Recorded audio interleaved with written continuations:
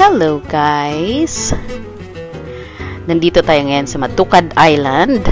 Isa ito sa mga pamoso isla dito pa rin sa Caramoan, Camarines Sur. So itong Matukad Island, dito makikita yung tinatawag na nakatagong lagoon.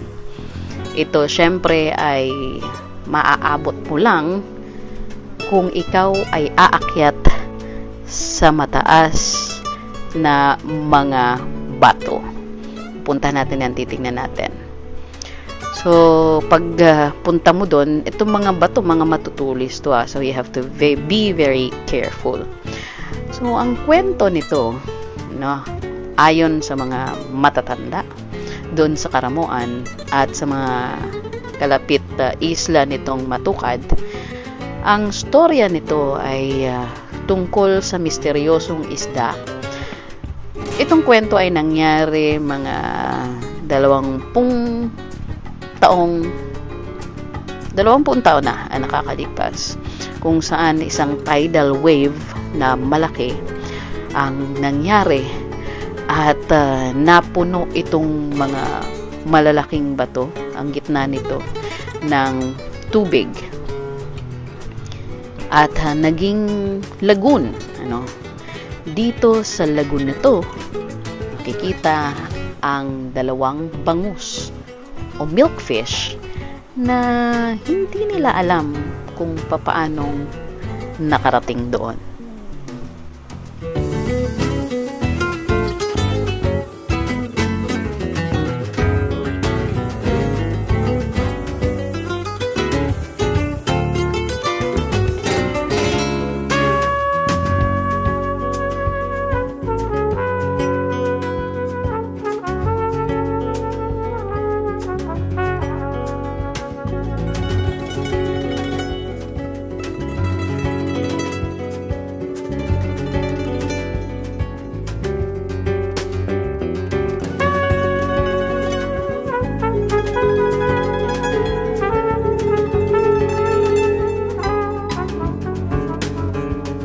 Kikita nyo itong mga bato, no, na pinapaikutan ko ng drone.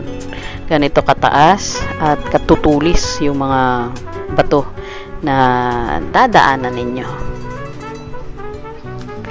Yan, nasisilip na natin yung lagoon, nandyan yung 2 bangus.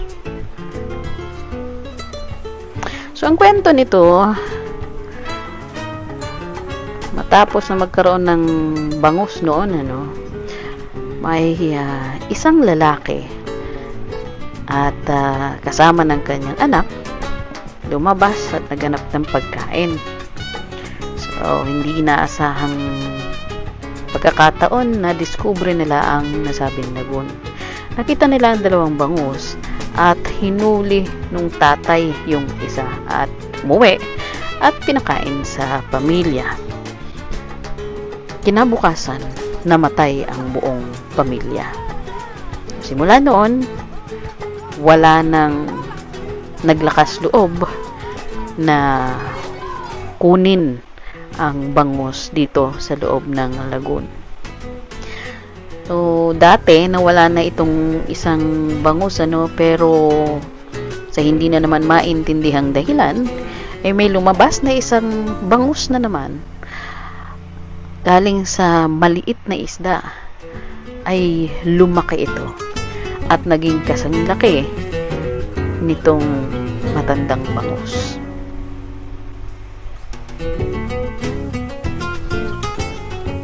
Ulit natin, ito ang tinatawag na Matukad Island o Bangus Island sa Caramoan, Camarines Sur. Dito pa rin po sa Bicol.